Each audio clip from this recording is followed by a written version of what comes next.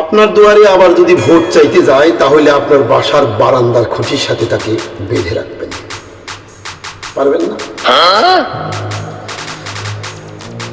যারা বিগত নির্বাচনে আপনাকে গল্প শোনাইছে আপনাদেরকে মামলাগুলো তুলে নেওয়া হবে, স্বাচ্ছন্দ্যে বসবাস করতে দেওয়া হবে,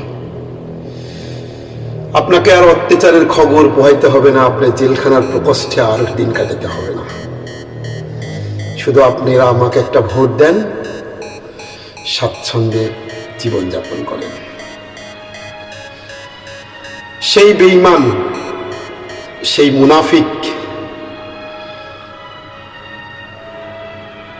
সেই ওয়াদা বরখেলাপকারীকে আবার যদি আসন্ন সামনের নির্বাচনে, হোক সে ইউনিয়ন পরিষদ, হোক সে উপজেলার নির্বাচন, হোক সে জেলা পরিষদ নির্বাচন, বাড়ির দোরগোড়ায় গিয়ে যদি বলে বা এমন প্রতিশ্রুতি দেয়, খুঁটির সাথে বেঁধে রাখবেন।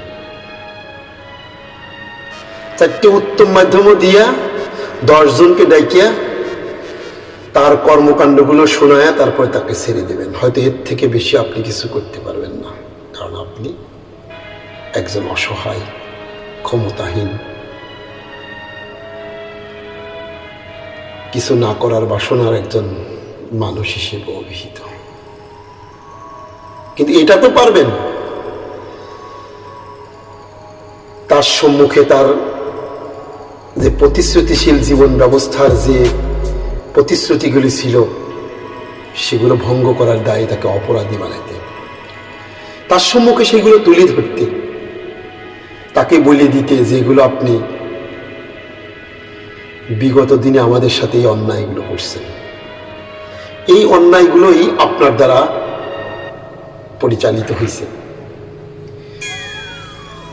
এগুলোই আমাদের সম্মুখে এসে ওয়াদা করছেন যে আগামী দিনে আপনাদেরকে ভালো রাখব। আপনি বিষ খাইছেন, কিন্তু বিষের যন্ত্রণাটা ভোগ করবেন না। ওয়াদা করছেন, ওয়াদা বরখেলাপকারী, তার মানে আপনার একটা শাস্তি হবে, সেটা হোক আজ, না হয় কাল। কিন্তু আপনি আমার দরবারে পার পেয়ে গেলেও উপরওয়ালার দরবারে পার পাবেন না। কেন জানেন? ওয়াদা বরখেলাপকারীকে আল্লাহ পছন্দ করেন না।